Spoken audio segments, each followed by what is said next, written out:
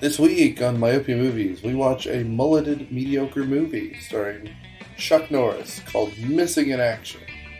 Yes, there will be Chuck Norris jokes, and no, there still won't be funny. Thanks for doing what you do, thanks for listening, thanks for continuing to support Myopia, and bye guys.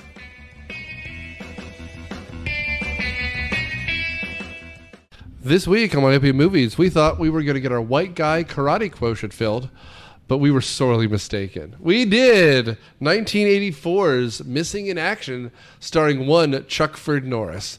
I'm your host, Nic Hoffmann, and on panel we got Matthew W. Quinn, who learned a bunch of new Chuck Norris facts tonight. Nortronette. I was born in the 90s. Didn't know this movie existed. Yeah, so, I mean, definitely your generation, but for our generation, we definitely came across Chuck Norris first because of a terrible joke book. No, because of Walker, Texas Ranger, which is a show he did in his 50s, and he's still kicking ass because the man can kick. 50? Yeah, because he was born in 1940. So if we're talking about shows from the 90s, he's in his 50s. But he can kick. The dude was just dry Walker, Texas Ranger, kicking ass. It's kind of like a Renegade-esque show. Fine. Right. His movies, to me, came later. And then again in 2012 when they started doing The Expendables. I think it was in 2 or 3? 3. But this is where he made his money, like doing karate movies, doing action movies. This is his top grossing film, I think. I mean, there's action, but we're missing it for a long time. Very true. Yeah, I went into this expecting a war movie. It's the middle third of it is functionally a karate movie. I mean, well, in Vietnam. Right. I mean, what, you expecting Platoon? A little bit. Yeah. Or Apocalypse Now with Chuck Norris. Or something like, ooh, that would be a better movie. And you know what? It wouldn't be 3 hours long. I saw the second one years ago, and that one is more of a war movie. If you replace Charlie Sheen with Chuck Norris for Apocalypse Now, I think it's a better movie. I mean, Chuck Norris would kill Kurtz and become the tribal people's god instead. But think about the karate he would do. Remember? Oh, yeah, dude, yeah. Like, yeah. Come on. That was real. I don't know if like punching a good punch in the chest would do anything to Fat Marlon Brando. I think he's kind of like the Blob from X-Men, and it would just like, keep punching. Let's do some war games. Sumo versus karate. I mean, but here's the thing. Other than, I think it was Live and Let Die where we saw that. Anyway, Chuck Norris here does some fighting, but it's a lot of shooting for a guy known for his karate. True. He's using, like, at the end, he's like got that M80, or M80's a firework, but he's got this huge gun he's just shooting people with, something that would normally be mounted to the deck of a ship. Yeah, the one when they think they killed him, and all the communist soldiers are cackling with glee, and then suddenly a slow-mo rises out of the river with a big machine gun and just shreds them. Please. Well, no, you told me this. I did tell you that. Maybe it could have been unnecessary, but the film, the Canon Studio, is it Canon Studio? Canon. Just insane. They're doing the Warner Brothers thing, right? Like, sure, we've technically made that Batgirl movie, but we need to write it off for tax reasons. Oh shit! It's the end of the year. Let's just throw everything we got. And I mentioned this to you before, but like, it was not an uncommon conspiracy theory kind of thing at the time that there were all these secret like POWs that were missing in action over there. And I mean, I've been to DC recently, they fly that POW MIA flag over every Capitol building now in DC. It was even at a local post office I saw. Like, that's just what they do. Like, so this stuff is in the ether. And, you know, so when he's doing these things, I don't know who went to see this movie because it did well financially, but you can't look at that. I imagine it was a lot of these guys in the 80s who were into that, like, Vietnam, like, there's stuff they're not telling us about Vietnam mindset. War conspiracy theorists. This is very, like, pro-America, but not really the American government. Like, we'll take care of ourselves kind of, you know, right-wing stuff. And we'll get to the last scene where he literally takes the rescued POWs into a press conference, and he's like, "Fuck you, Vietnam." In Saigon, surrounded by communist soldiers. That was the dumbest thing. You take them And to a senator. You take them to Bangkok where they can't get you. And Or maybe not. Maybe there are a couple hundred Vietnamese karate heavies hiding out in Bangkok waiting for you. This movie's wild. dude. Well, and also we'll get there. Oh, no. I'll just say this movie is based around a real event. Yeah. Where John McCain and John Kerry went to Vietnam to negotiate the release of any remaining POWs. And I believe by that point there weren't any. But we do have this kind of senator who wants to really kiss the Vietnamese ass and make them happy. John Kerry. It's either John Kerry or John McCain.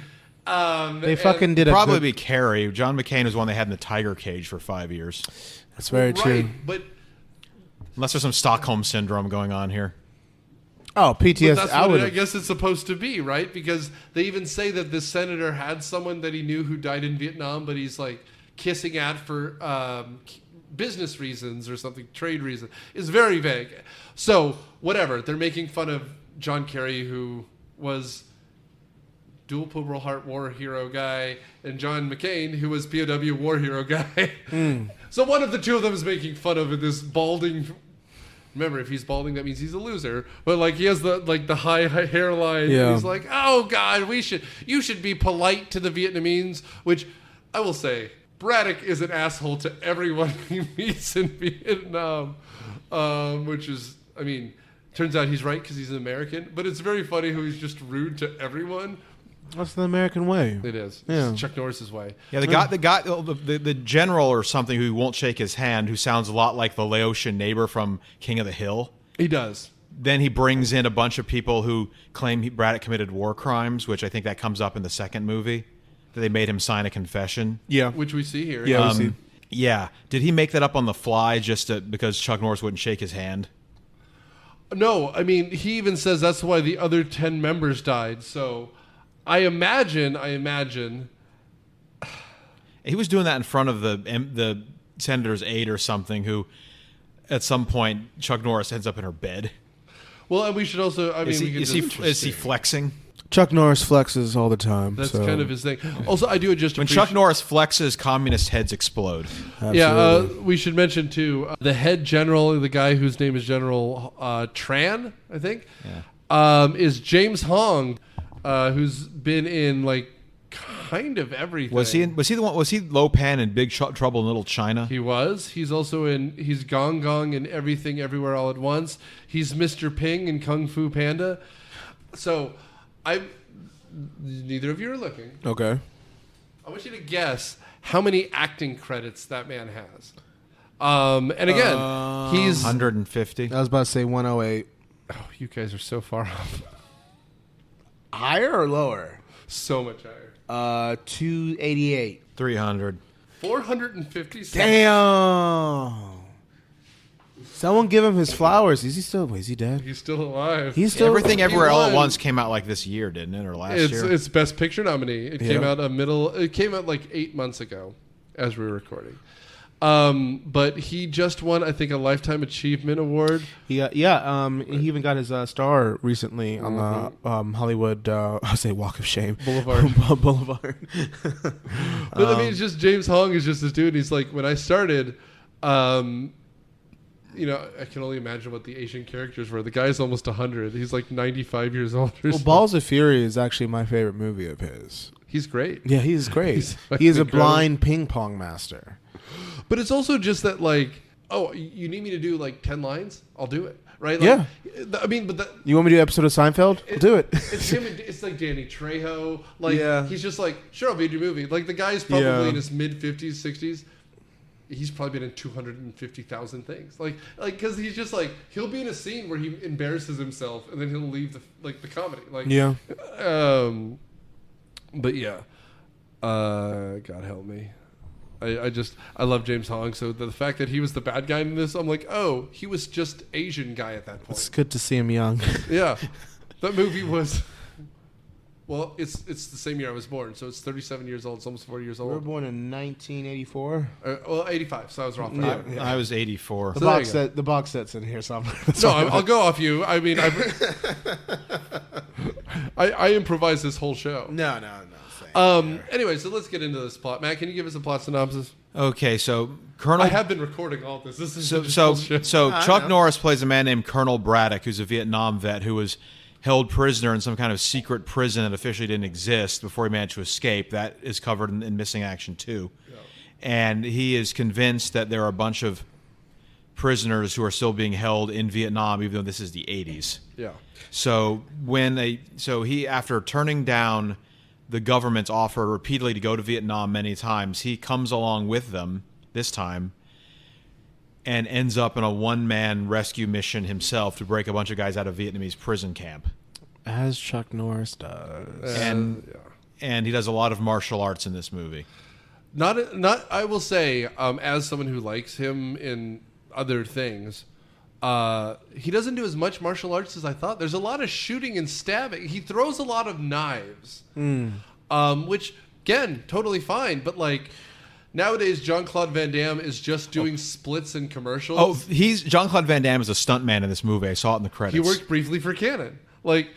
That makes sense because they also did Bloodsport. They did Bloodsport, and they did some other incredible. Oh God, there's one. Oh shit, I didn't even think of the name of it. But there's one where there's a nuclear bomb at the Stanley Cup Finals, and it's a Canon movie. And it's called like Dead Zone or something. Ice Buck. Okay, so tell me, as I'm looking at this picture of Chuck Norris in denim. I mean, yeah, you are. Literally, none of it. It's a tucked-in denim, sleeveless shirt. No button is buttoned. No. What was the appeal of Chuck Norris? At one point, he takes off his shirt in this movie, and he's got a pelt. He's got a dad bod. But what was like Bigfoot? Like, what would you equivalent? As a man with a hairy chest, you can pull your shit. He's got a hairy back. What? I don't. What was the appeal of Chuck? Who would you? And I'll ask this in our other recording. Guys who like movies. Whoa. No, this is like a dad movie. Okay, so like equivalent to 2023, the year of our Lord. What would a similar actor be? Our generation. Who's our generation's Chuck Norris? Do you think? Oh, so I can. So that's it's a great question. so I can appease to it because like sure. Larry the Cable. No. John Cena. John Cena, but Cena does He's more. big. Yes, but he does more family pictures. Chuck Norris never really did. Like, the problem is so much of that shit is like video on demand stuff. Right. Because like, and the problem is like Republicans like him don't exist really anymore. Like, because like even like Chuck Norris is a Republican. No shit. Oh, that makes so much sense. But like, he's not a Steven Seagal conservative where everything's a conspiracy. Right. Like, he's just like government. Don't do too much. Like it's that kind of stuff, and like that's why he was a Texas Ranger. Like he wasn't a renegade fighting. He was the cop. Okay. Right? Okay. Like, no, I see what you're saying. So I think he found God hard after like a lifetime of debauchery. Now he's real religious. And now, does he cuss in this movie? No. So you can blow people's heads off, chop them off, whatever. But God forbid he cusses. Yeah. No. I mean. He's very like tight-lipped, like it's fine. If I get shot at, I'm gonna say fuck like a million times, or oh shit, fiddle dee dee. Well, he at one point in this movie is hung upside down by his wrist for a long, prolonged period. Being shot probably hurts less. I mean, okay, still throw a fuck in there. Yeah, he can swear all he wants. He's fine. All his curse words were screamed out in the Vietnamese tiger cage long ago. Even in number 2, no cussing. Yeah, no, I bet you it's a writer in his contract. And I wonder if it's not a thing where it's like the movies are, I was going to say violent, but there's not a lot of blood at times, which is weird. Yeah, they must have run out of squibs. Interesting enough, for Expendables 3, which he was in, that was the only rated PG-13 Expendables movie. Oh. He said he would not do the movie unless if it was rated R. And I guess this is after he found God and did Texas. Well, obviously it was like 2013, 14, whatever that. Yeah. And I just found that crazy. And now again. And now I'm seeing all these movies, missing in action. It's a lot of blood, a lot of racial slurs in there. But it was the 80s. He fascinates me. I mean, it's just, I put this in the best way possible. I like actors like him because they have interesting faces. He looks like a person. And like, they just don't hire people like that anymore. Like, if he wasn't already Chuck Norris and he just wanted to be a strong old dude, he wouldn't have any lines. He'd be like the muscle, right? Like, because they just don't hire interesting looking people. Everyone has to look like an underwear model. Well, or do they CGI all the problems off? Fox News has their own streaming platform now. A lot of Kevin Costner narrated things, but I wouldn't be surprised if they would bring these types of movies back to that streaming platform. You know what I mean? Yeah, no, I mean, this is also like you put it on a Sunday afternoon when you got nothing else going on. You kind of half doze in and out. Right. And like, I mean, that's what Walker, Texas Ranger kind of is. Yeah. I mean, like, yeah, people just want to see a white guy persevere. And through struggle and I mean, could you imagine if a white guy made it in this world? I can't imagine. No, but I mean, maybe like you said, it was the dads of the '80s. They just wanted to see some guy kick some people's asses. It like we think. Pow! Punch. Catharsis for the Vietnam War. Okay, so that might explain why so many people saw him. Well, I mean, it's possible, and like I said, I think since Vietnam is one of those wars where the people turn against it very quickly, and then the government was. What year was the Vietnam War? Vietnam War depends on when we want to start it, but we start sending people when over. The U.S. Blah, blah, blah, blah. No, okay. Yes, it was a French war at first, but Eisenhower sent people over. But it really becomes what we think of as the Vietnam War after the Gulf of Tonkin incident, which is in 1964. So 64, 65 is when it starts rationing up. Then Ford pulls us out in 74, and then the fall of Saigon happens and all that stuff. But so it goes from the mid 60s until the early 70s. No, it's shorter than the Iraq or the Afghan war. The difference is how many Americans went and they were injured and died. And I mean, something like 2 million Vietnamese, which is, we weren't far off with Iraq, where Bush goes, well, it was, I don't know, 500,000-600,000 people, and you're just like, you said the quiet part loud, buddy. Mm-hmm. But I will ask, you asked today who that action equivalent is. Yeah. It's Liam Neeson. Oh, that's a good point. Well, because like craggy-faced and kills people. Craggy-faced doesn't make jokes in his movies. Nope. He can punch if he has to, but a lot of it's like that gung fu thing. John Wick style, yeah, okay. Because he'll punch a guy and then he has the gun behind him to do the final blow. Right. But like, there's 12 of those Taken movies, and then all of his other movies are like Taken, but it's on a train this time. Taken, but he's fighting wolves, or whatever that movie was. Yeah, the Liam Neeson renaissance. It starts with Taken, and now he's like grandpa action hero in like 10 movies. Well, but that's what it is, right? Because we're watching a movie when he was 45, and that's at the beginning of his shitty movie career. So he made, 6 of these? So he's already in his 50s by that point. Walker, Texas Ranger, he was by his late 50s. He was kicking some high kicks. Yeah, because before Taken, last thing I remember Liam Neeson in was he was the voice of Aslan. Yeah. Yeah.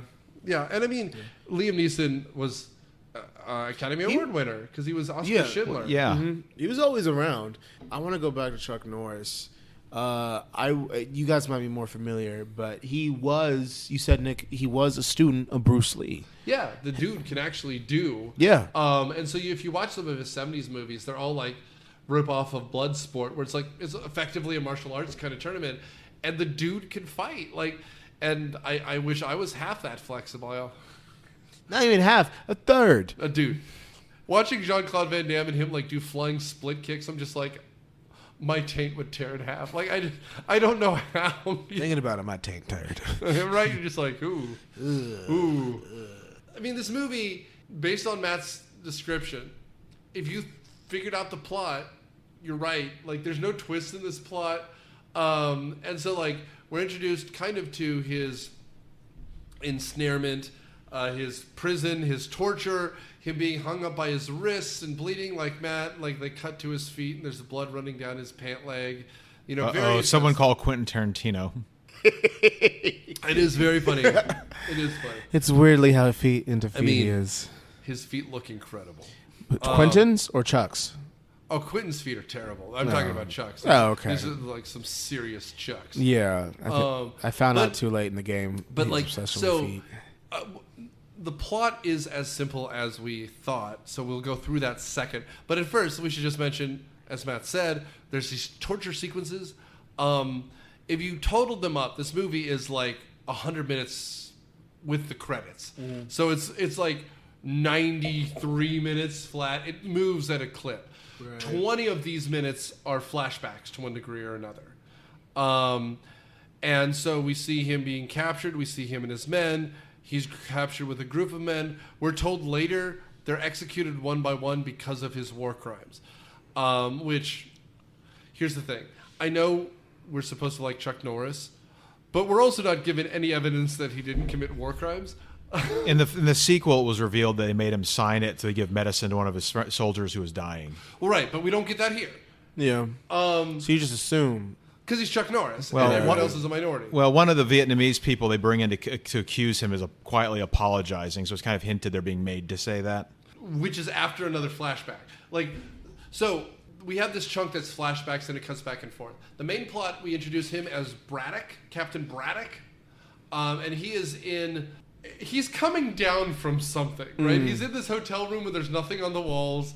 The news is on, and they're talking about the POWs and how there's a group of senators coming, or a senator coming, and Braddock, the leading expert on the fact, the leading person arguing that there's still POWs there, is not attending, and then he throws the TV, and it turns to dust. And A he goes, tube, if you will. Yes. Yes. And he shows up and he goes, "I'm going on your mission." And that's the most he emotes the entire movie. So yeah, I mean, the whole thing is that the government of Vietnam is denying it, mainly through this guy played by James Hong, we mentioned earlier, called General Tran. Okay, you got his name. I just called him, General Jerkass, the entire Twitter rant. I mean, he's James Hong. He's nailing it. And we're introduced earlier to a bigger guy with a beard who is the torturer. Yeah, I call him Sergeant Jerkass. I noticed a theme with your insults. Well, there's the guy who they bring in at the end. Comrade doth protest too much because he's yelling and screaming about how there are no live prisoners, and then Chuck Norris kicks down the door and brings a bunch of them in. Spoilers. Yeah, General Tran. That's how I think General Tran died. I thought General Tran... Oh, right. He's the one who gets stabbed through the neck. You're talking about there's an ambassador and the Secretary of State. Yeah, because Chuck Norris kills him in his bed after sneaking into his house. And he just happens to know where all the prisoners are. Half this movie, I was wondering if they were setting up some kind of elaborate trap for him. That's what I thought. I'm like, no. This is a stupid canon movie. No plot twist. We don't want anyone confused by the end of it. Because I think at the very end, they kind of pull something where it turns out they take all the American prisoners somewhere else, so we're left with, I guess, some South Vietnamese guys getting re-educated instead. They're also taken exactly 7 seconds before Chuck Norris arrives. They've known of him being there for days. At best we can tell, General Tran died days ago. And they moved them, what did they say, 2 hours before they arrived? The right hand does not know what the left hand is doing here, because if I were the Vietnamese, I'd have a whole army waiting for him there. You could do anything. And because they clearly know what he's up to, because half this movie is him fighting assassins in Bangkok. I'm trying to figure out who the number 2 is. And there aren't any good options. The number 2... The guy with the beard who was doing the torturing. The problem is everyone else has a Hispanic name. So is it Ernie Ortega playing the guy we're talking about? Or Sabatini Fernandez? There's Avia Kalberger? Berger? I don't know, man. I don't know either. You should... I'm doing the best I can. I'm following along. Emmet Walsh shows up at one point to be a belligerent motherfucker. I love old man Emmet Walsh. Yeah, he's some army buddy of Braddock's who sort of let himself go a bit, and he's living in Bangkok with a bunch of Asian kept women running a bar or something. For those of you who don't know who he is, he was in previous episode Critters recently. He's playing the bumbling sheriff. He's also in the Coen Brothers movie Blood Simple, and he's in the Steve Martin movie The Jerk, and in one of friend of the show Daniel's favorite movie is Blade Runner as well. The man has 237 credits, so half as many as James Hong, and still far too many. You should know this. Which Blade Runner exactly is he? The original one. Not the director's cut? No, remember when they come across the old man inventor? Yeah. He's that guy. Huh. Yeah, Bryant. I love old Emmet Walsh because he's been drinking all day and he's kind of surly, and that's his acting, right? He's just Yeah, you know, Well, I could get you that gunboat. Well, at one point, Chuck Norris breaks into his room and he's in bed with 2 naked Asian chicks. So no one seems happy to see him. Nobody would. If someone busted in and they were boning someone, you'd be like, "Hey, how you doing?" They wouldn't be happy to see you. I wouldn't either. Especially if you broke their door. That's 2 things. Especially if that person took Viagra. That's a waste of pill too. Dude, he's so old. He only gets up when, you know. Oh, that joke was inappropriate. It's okay. I can say. I made a much worse joke on the Danger Island episode. Tell me the joke and I'll repeat he it. He only gets up when a black person talks about Black Lives Matter. Wow. He's an old white man. What do you think? That's racially accurate. Oh, we're gonna make America great again. No, do you want to? Do you know what's actually something funny? I actually went to. This is super off topic since you just mentioned it, and I'm running out of things to say. Sometimes the rails are just gone. No, I went to a Dave Chappelle Chris Rock show in Birmingham, Alabama. Oh, that went great. And so of course, Wait, how long ago was this? This was about a month ago. It's not that far along. Okay, so I saw them together on tour, but it was years ago. So yeah. When were you in Alabama? How long ago was this? No, this was like we literally drove to Alabama. Okay. And of course, they made January 6th jokes, and I was very uncomfortable how people weren't laughing the same way I was laughing at racial jokes. You know what I mean? It's just like because I was surrounded only by white people. We went to it when we saw him. Chris Rock was the surprise guest. Okay, yeah. Because he was in town filming something, and so. You know, Chappelle's coming to town. He's just reaching out to local comedians. Right. There was a local guy who actually opened, and then his opener was Jon Stewart of The Daily Show. And then there was a This was in Atlanta? This was at the Tabernacle. Oh, wow. And so it was Chappelle, Chris Rock did it, like I said, a short set. There was like 6 people. And then Jon Stewart did like a Daily Show-esque interview of all the people on it. Yeah. Good show. That's a good show. But again, it was like 6 or 7 years ago. This is when I knew Chappelle from Chappelle's show, and then his other and then watched his stand up at the time. But he was the local guy in Ohio because he's from Yellow Springs. When he got the hell out of there, he went to Southeast Ohio. Mm-hmm. So there were just stories of him being at the crazy grocery store, right? Jim's, and just like, did you see Chappelle there? I'm like, no, man, but he was at Skyline. You know, he's eating chili because that's just what he was. He was just local guy done good. Yeah. In that part of Ohio. Him and John Boehner. But anyway. Chuck Norris. He's missing from this conversation. Yes. Like we're missing the action. Because there's he's, as you mentioned earlier, he comes off the plane, he's rude to General Tran, who then springs a bunch of people who accuse him of being a war criminal. And then at some embassy dinner later, General Tran keeps twisting the knife, like asking him about, these soldiers all died because of your war crimes or something like that, in front of this woman who's like the senator's aide, who is not really a love interest. So Chuck Norris sneaks out of the hotel and shoves a knife in him. I will say too, we mentioned who he's like. This to me, you mentioned he doesn't swear. It's kind of like The Rock as well, because The Rock also doesn't have love scenes, right? He's strong, he's charismatic, but he doesn't bone down. And so the only time he's which is different for action stars at the time. Jean-Claude Van Damme's like, I have saved you and your panties have disappeared. Chuck pretends to. Yeah, he gets into bed with her, but it's just subterfuge to be like, I've been here the whole time making love to this woman. And that's kind of what it is. So she is, like you said, kind of the love interest, but not really. I think she finds him interesting. She finds him charming. It must be that man pelt, because she invites him over to drink and he's taking his clothes off and she's like, hey, I didn't invite you for that. And then he starts putting his commando gear on. Yeah. She's like, First of all, she 100% invited him for that.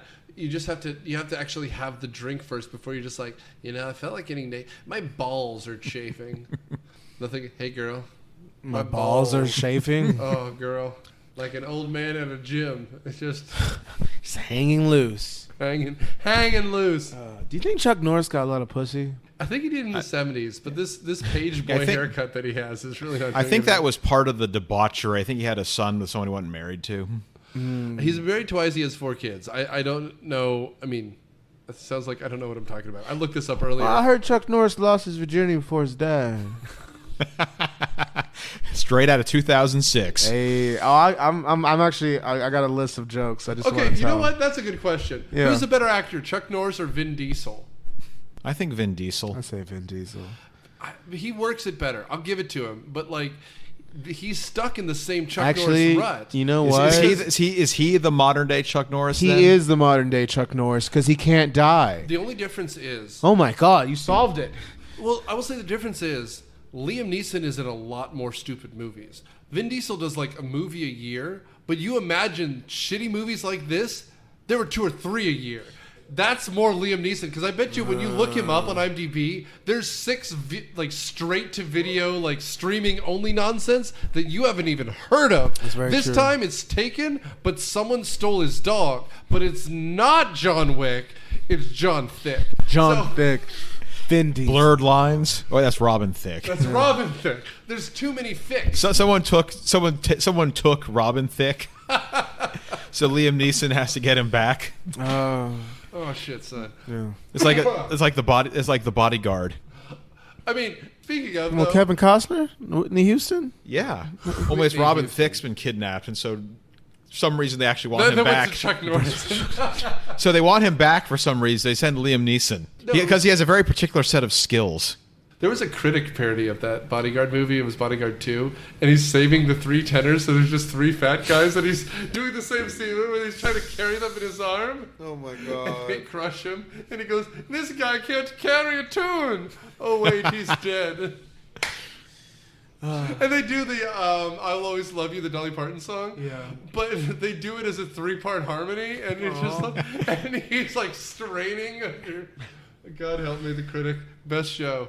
Yes, it was. Okay, so after the fake nookie, Yeah, so he's walking down the hallways. He's got a bottle of champagne. He changes up because there's the 2 least subtle spies in the world. Like, what are you going? Like, Yeah. it's Boris and Natasha from Rocky and Bullwinkle. only they're both ripped.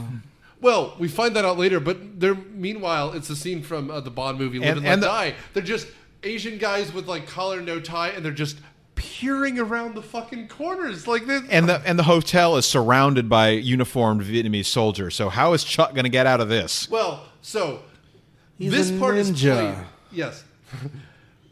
There's 2 things going on here, and it turns out they're related because, of course, they are. It's not a complicated movie, but this is where the senator's staying. So they're putting him under extra security because there's a U.S. government representative here, and they may have made a Jonestown joke. I'm listening to it, but again, we don't want a congressman killed in our country because then the U.S. will come back, right? Like that's what they want. But what they're actually doing is watching Chuck Norris, and they have these 2 dudes in plain clothes who are like spies out of a cartoon. And they're watching him constantly. He has the champagne flutes and he has the champagne bottles, and they're watching him. There were listening devices in every one of these rooms. You know where they're going to be in advance. Just put listening devices in the fucking room. Meanwhile, he dresses like a stupid ninja. And I say stupid ninja because he's just wearing a black shirt and black pants. Like there's nothing. That's all you gotta do, and he got some white ass arms. We good. He is the whitest ass we've seen so far. There you go. And he climbs down the side of the building, kills 3 people immediately by breaking their neck. Right. This is some Metal Gear Solid stuff. Like, you can't be seen. So he's just kind of skulking around in all these complicated ways. And then he just appears in the general's bedroom, which we don't see how he gets into. He got over the fence. That's one of the people whose neck's broken. Then he kills one of the patrolling guys. Yeah. And then he gets into his house. Well, right, but there's guards outside the door we don't see. Right? Because Yeah, because when the general pulls a gun on him... we should get there first. He puts a knife under the general's throat and says, close your eyes. He goes 8 miles from the coast, or 8 clicks, 8 kilometers. A click is a kilometer, for those of you who don't know. 8 kilometers from the coast. At this city, that's where they are. Chuck goes, I'll let you live. For some reason, he pulls a gun on him, and Chuck throws the knife directly through his heart. And say goodbye to the movie James Hong. He probably had to make 3 more that same day. Then the guards who are stationed at the door break down the door and start shooting. So we don't know how Chuck got in, but he gets out, I assume, the same way by jumping through the window, which is pretty cool. And again, this is canon, so it might have been him doing his own stunts or just the lower actor down the totem pole that they just fucking threw through an actual glass wall. We don't hear about Timmy too much more. Timmy. That's what happened. That's why Timmy is the way he is, because he had brain damage from being chucked out the window. He has the old cannon shard of glass in his brain. His skull never fully merged, so when we threw him through that window, he just forgot everything. And now he's just a best boy. Cannon protects his own. So, honestly, do you think, compared to the sequels, does this hold up? This is the one that's a movie. Because the other ones get stupider and stupider and stupider. The second one, it's a lot more simple. He's in prison. He breaks out of prison. The third one, he goes back to Vietnam to find his son with his dead Asian wife, who isn't dead. Right. And it's like an issues movie about Vietnamese orphans. When did he get an Asian wife? They must have just brought it up in the third movie. Because the third movie is an issues movie. It's about Amerasians. Is the Asian wife American, or is it someone he met in Vietnam? Someone he met in Vietnam. So that makes sense. It doesn't fit in the original two movies then. I like the second one. I have nothing against it, but that's... The third movie, it lost money. I think at that point they were taking it to the well too often. They should have gone the Rambo route. So the first one's a movie. Yeah. Because it's about veterans coming home being not welcome. Okay, yeah. The second one, he goes back to Vietnam. The third one, he goes to Afghanistan and helps the Mujahideen. That's where that movie happens. And so the people he trains becomes Al-Qaeda. And at the time, Rambo 3 had the most kills on screen. Did we do that movie for the podcast or just Cineprov? Rambo 3. I don't remember seeing it Oh for my either. God, we have to do that movie. If it was done for Cineprov, someone we all would make some kind of comment and I'd probably have a stroke. It was me, Evan, and Jacob, his buddy, from the comedy troupe. You should see their comedy troupe. They've been putting out videos for a while. This is their first recorded show. But anyway, so we've talked about this all over the place. He gets Emmet Walsh, who's banging a bunch of ladies. We're introduced to him in a bar fight. Yeah, I think he gets the diplomatic immunity treatment because they can't exactly arrest him because he's part of the diplomatic party, so they kick him out of the country. So he goes to Bangkok. As most people do. You're not talking about, you've switched to Chuck Norris. Well, that's how Chuck Norris gets to Bangkok and meets Emmet Walsh. Yes, but you didn't say that. So I was like, Emmet Walsh was part of the diplomatic corps? I was confused. Well, who's supplying them with the cocaine? Emmet Walsh looks like what I imagine Jimmy Buffett looks like now. He just washed up on some tropical beach and now is the king of the part of the town he's in. Hawaiian shirts. Yeah. He's wearing the Hawaiian shirt, so it's kind of Indiana Jones, too. Anyway. I commented, this is when Chuck Norris steps into a showing of Miss Saigon. Didn't they make a Mr. Saigon joke? No, I was listening to something about assassins. I'm all over the place. How are you? I'm here. Our next movie I am very lost as too. It's not like our next movie makes more sense. Stay tuned for an episode on Crocodile Dundee. All right. That's not a podcast. This is a podcast. An Academy Award nominated picture. Best original screenplay. It's part of a whole Australian new wave cinema. There's actually a thing. It was, because that's when we get Mel Gibson. The Mad Max movies are around the same time. Did he come out with an Australian accent, Mel Gibson? Yeah, watch the Mad Max movies. Okay, I'll watch the Mad Max. Because the first one was really Lethal Weapon. focuses on his anti-Semitism, it disappears. Was it anti-Semitism though? For Mel Gibson? Yeah. Oh, dude. Look up Sugar Tits. Well, no, Sugar Tits I think was a cop. That's when the anti-Semitism came out. Yeah. He then decided he blames the Jews for his parking ticket or something. And he gets pulled over for drinking and driving, and then he suddenly decides to treat the officer to a discussion about how the Jews cause wars. Yes. You know, like you do. You know what cops want to hear. Maybe he was trying to get on their side. Maybe. Based on what they just released about Louisville. Was it that surprising? Was it surprising that Mel Gibson was an anti-Semite? Yes. Was it surprising that Louisville cops were racist? No. Okay, we're on the same page. Back to you in the studio. And back to Chuck. Back to Chuck. This raw Chuck. Making a burger out of that ass. So, the honest answer is, he gets on the boats, and then we enter a different movie like we alluded to. And by the way, they're trying to stop him from getting to the boat by running him off the road in the slowest of speed chases. because they're like, we can't afford a stuntman today, so you're driving the truck for real. Yeah. So it's like 10 miles an hour. After General Tran is dead, the North Vietnam, well, not the North Vietnamese at this point, the communist Vietnam knows what he's up to, so they send a bunch of agents led by Sergeant Jerkass, who tortured him in the prisoner of war camp, to Bangkok to murder him. And it's a series of fights. At one point, Sergeant Jerkass's crony is firing a rocket launcher in his hotel room. I also want to mention, too, you were asking about who watched this movie. When we were kids, Matt and I are the same age in school terms. 1994, I was in 4th grade, you were in 4th grade. Bill Clinton, president at the time, cool guy, opens up trade with Vietnam after decades of awkwardness because of the war. Right. And in fact, 20 years after the fall of Saigon, they're trying to make things happen again. So now a lot of stuff American buys is made in Vietnam. We have a trade alliance, yada, yada, yada. And so the people who don't like Clinton and didn't like what was going on, they're the ones who are driving sales of this. Because that movie came out a decade before where we're still like gung-ho. Tense, yeah. Times change. And then this movie starts appearing on things like TNN and in videos. And so that's what makes the Chuck Norris thing. This movie was a big success-ish at the time. It was his biggest movie. It continues the tape. That's why they make him Walker, Texas Ranger in 1994, 95. Besides, 1994, who was... That was Reagan was about to get reelected. So who was like the top hotshot actors of the 80s? I mean, this is Stallone. Harrison Ford. Harrison Ford's the Indiana Jones at the time, and Return of the Jedi is 82. And Witness. Yeah, and that's more dramatic. And Blade Runner. That's 84 as well.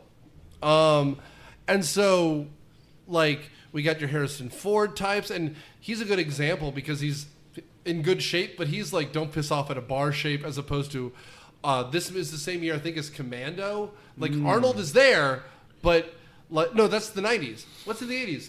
Conan?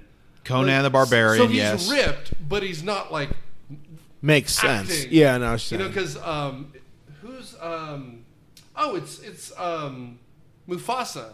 James Earl Jones. James Earl Jones is the bad guy in Conan the Barbarian. With a mullet. Oh, dude. And it's the wiggiest wig you have ever seen. Which one's the one with, what's his name? Dolphin Lundgren? Nah, he was Bond.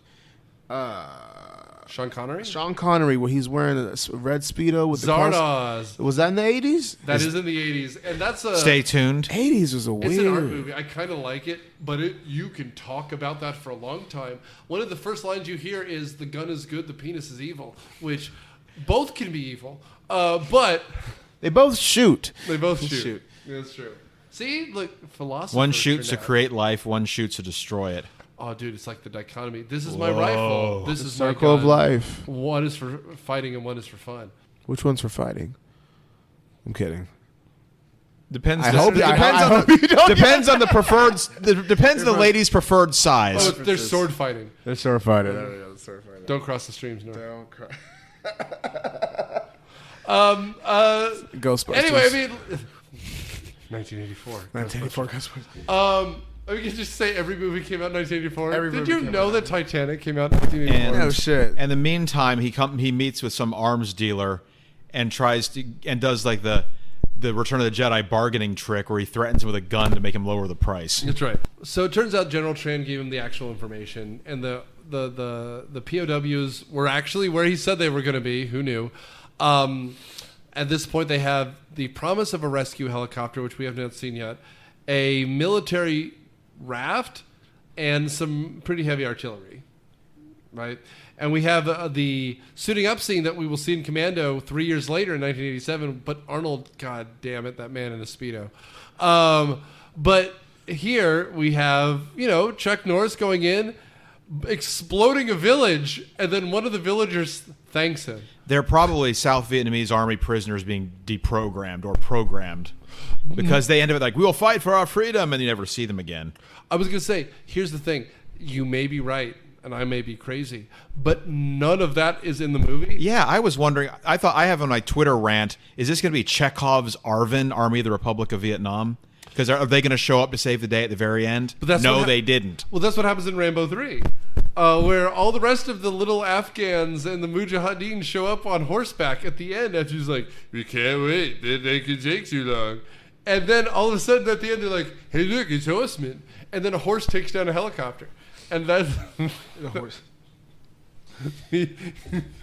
Stallone just picks up a horse and throws him into the... I really need to watch more 80 movies. Here's the thing. Because the movies nowadays suck. Unless you're not a superhero movie or something. That's why you should see Cocaine Bear, at least his original idea. Yeah, okay. It's based on real events. True story. It's going to be nominated for the Academy Award for Best Adapted Screenplay because it was bet. based on that article. I hope so. The Ken Burns special. Cocaine Bear. The picture pans across. So we all know about cocaine. I want to see Cocaine Shark. There's a Meth Gator. Yeah. There's a Meth Gator movie that's, I think, the Asylum parody. I guess this is our generation's Sharknado. Our generation's E.T. the Extraterrestrial. Our generation 6 years after Sharknado. Check out our episode on Sharknado. I thought we did Sharknado 3. No, I think we did the first one. It's 3 would be too young of a movie to cover. We did the original live, baby. It came out that week. We were going to talk about... This is before we really had our footing under this well-established and balanced show. Critically acclaimed. Critically acclaimed. Yes. Anyway, so the end of this, after blowing up an entire village... And again, Matt, you're someone who can live in a world. I'm someone who needs text. This had no text. It's a prison camp. They found those dudes in cages. And they were being thanked. And I'm surprised, he blows up half the camp. Did he know where the prisoners were? He would have killed a bunch of them by accident. Oh, no, he would have killed just all of them. And then he would have blamed the Viet Cong and brought their corpses to that press conference. But we're told that the POWs left. And that's why I was confused. Because if he was also a POW, this South Vietnamese guy, why wasn't he taken? That's a good point, because that's a big loose end. If these are South Vietnamese army guys, they know how to use guns. I was expecting them to follow Chuck Norris into battle. I mean, that's why I thought he was just a local guy who's like, thank you for killing all these people. Because I was like, how is this guy related? Anyway, so they have to go back to the boat because they're said the princess is in another castle. And what turns out to be 3 guys, this whole movie, 15 innocent people... 15 Vietnamese died to save... It's literally 3 at the end, right? I think about 3 or 4. Yeah. Because they're all in the back of one truck. No child left behind. That's right. That's true. Based on the Marine slogan, several children left behind. No, we never leave a man behind, right? Like, that's what you say if you're in a bad war movie. But at this point, like Matt already alluded, they fire a bazooka at the ship, and they're laughing so hard that when this 45-year-old man very slowly gets out of the water, no one thinks to fire another shot. They're like, oh, only the fat old guy's dead. The fat old guy died much later than I thought he would. I expected him to die with a boat. Yeah, he makes it almost to the end of the movie, which is crazy. Yeah. This movie ends like Black Dynamite. If you haven't seen Black Dynamite, which you should, they have this helicopter shot where they're just landing over the Capitol building, which is the White House where he nunchucks Nixon. Yeah. And then 5 guys who should be concentration camp survivors at this point can somehow bash their way through the armed guards into the conference. Which, first of all, Matt said a very mild comment, which is like, this was stupid. I'm like, first of all, yes, there's not television cameras here. They're not recording anything. So you've just like, I'm going to spike the camera in front of just guys with guns. The end of this should just be all of them being shot. Or what I thought before I was like, oh no, this is a canon movie. There's no twists. They were lying to him. The POWs were never there. And this was just an ambush. Because he would have bought it. Like, the idea that you would tell him where the POWs actually were. Yeah, and if the North Vietnamese, for whatever reason, were keeping American prisoners afterward, how many of them would actually know about it? That's like the restart the war level secret. I guess. Like, we're not told the stakes. We're not told anything here other than Chuck Norris is right, fly that American flag. Like, it's very strange. I think... Because the movie ends, it knows that we're going to have questions. And we're like, no, those credits are really rolling. You can't say anything. Yeah, in the second movie, I think at least tried to explain why they were still keeping them prisoner afterward. Slave labor for an opium farm. They actually tried to come up with a coherent storyline. Wow. Well, but, like, they also, like, there's talks of him committing war crimes like he's Lieutenant Calley or something. And, like, none of that is established either. Like... I mean, there were American war crimes. That happened. subtle reference to my lie I just did. But like, that's not this movie either. Like, there's so many things that they're throwing to see what sticks. It just feels like we could end up anywhere. It could, maybe a predator's going to show up in the third act. Like, I would have believed it. But this movie feels oddly political, like it's trying to say something. Yeah, Chuck Norris and the Predator have like an honor arm wrestling match, and the Predator joins him, and then they overthrow the entire communist government of Vietnam. You son of a bitch, the Predator. Look, I know I'm doing a Commando? Yeah, yes, No, Predator. That's speaking of Predator. Previous episode? Previous episode. And Predator Commando 2. is a Predator 2. Is on and there. We did both Predator movies. We did both Predator movies. Good movies. Good We movies. need to get Arnold on there. Danny Glover gets killed in the second one, I think. No, he didn't. He He survived. He get survived. a Busey who dies. Yeah. Garibaldi. This is right after the accident, so I'm scrambling my brain. What happened to Gary Busey? He got a motorcycle accident. I didn't know that. Yeah, like 30. Not wearing a helmet. You know. So that's why he's like, He was weird before, but he's kooky now. okay. Yeah, always wear your helmets, everybody. I always get him and Nick Nolte mixed up. Dude, PSA time, Matt. You're right. Kids, even Tony Hawk wears a helmet. That's very true. Don't be a jackass. Like you will die. Yeah. And then you'll end up in one of these movies. Hell, I imagine, is just being in one of the movies we've talked about. Absolutely. Living in that world. Absolutely. I mean, Death Wish 3, even like, my God, you're in that apartment complex. Oy. Like, it's just, that's what it is. Being in this movie would be very, very silly. I wonder where, I love how, I don't know if any of this was filmed in Vietnam, but some of it was at least filmed in like a little Vietnam where like the shop fronts looked right, things were happening. But then I just love how it would occasionally cut to a golf course in Beverly Hills. Where it's just like, hey, there's also palm trees here, but this water that you're coming in, this is just a water hazard. Like, this is nothing. Chuck Norris wrestles an alligator for America. For America. That's right. They filmed in an Air Force base. In Vietnam? These are foreign... Hold on. I really doubt Vietnam would let them Villamore make this movie. Air Base, Zogaria, Balkan, Manila. Yeah, that's the Philippines. Okay, so yeah, so probably. they were in the Philippines. I'd buy the Philippines. I've never seen Manila spelled out. I've only heard it. I said Manila. Like the envelope? Like the envelope. A manila envelope? The Manila. No. I know what color it is, but I don't know how to spell it. This is a conversation. This is a We're doing good conversation. job. Yes. He's my friend. My buddy Nor. Your Padawan, since he was your student, technically. Still am the student. Still teaching. Learning from the master. Yes. I'm wearing a shirt. I was going to see if it was a tie-dyed shirt I made. It was not. No. I don't consider Have you had that shirt since 1963? No. Like Even though you were born in 1984? Again, let's have the Nic Hoffmann facts. Born in 1985. Nic Hoffmann? He's a Leo. He's a teacher. Those aren't funny, though. He's born in 1984 and also in 1963. I am timeless. Like the wine we are drinking, which actually has a very specific date on it. 2018. The best. Kirkland.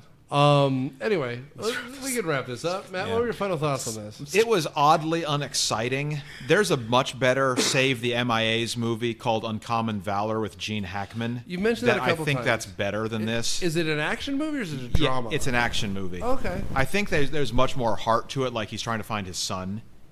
But this makes more sense. Yeah, we didn't really talk about it, but we don't know who these POWs are, right?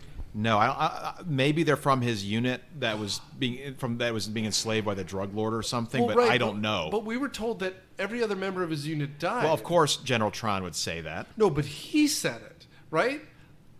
Because that was the war crime he agreed to. That you were silent while all 10 of your members of your group died, right? So, and you refused to just sign the document. That's why they died. That's what we're told. Which also, if that's the case, why did the senator allow him to even come on this trip? because anything you say when you're a prisoner of war you can't trust. They probably got something stuck on your fingernails. Yeah, but if you know this guy has a vendetta, you're not the one he bring, right? Well, no one in this movie seems to be competent. The only reason this works is because the communists are dumber than Chuck Norris. Yeah, they tell him the truth. The reason is they tell him the truth. Nora, what are your final thoughts? It just had Chuck Norris in it, and it wasn't a movie. But I would like to take this time to say some of my favorite Chuck Norris jokes. Please. All right. Chuck Norris once won a game of Connect 4 in 3 moves. Chuck Norris' tears can cure cancer, but too bad he doesn't cry. Chuck Norris's roundhouse kicks can be seen from outer space with the naked eye. And finally, as I alluded to this, Chuck Norris lost his virginity before his father did. Think about that. You know what? When this movie comes on again, I'll watch it. And that's the only thing I can say about that. I mean, it's still a canon movie. It's just, I'm kind of like Matt. I wish it was like 30% more outrageous, right? Like, we did Bloodsport 3 for Cineprov or whatever. Like, just, you could blow up an entire building. Like, this movie could have so much more. And maybe it's just that Chuck Norris doesn't have that kind of charisma I want. But this movie, like, it took so long to get going. It's fine. I don't disagree with what you're saying. Like, if it was on TV and you just pick it up halfway through, I'm like, yeah. Well, it's the fact that I know about this movie and I know there's sequels to it. I just want to see if there's things that I missed. The second one's good though. Yeah. I mean, and again, it's Chuck Norris. Like, he's in 50 of these movies, and I'm sure you've seen him float across your screen before. Absolutely. Man can actually do the physical stuff. He just isn't that charismatic of an actor. Yeah. Walker, Texas Ranger is better as a whole. Anyway, so that's it. We're out of time.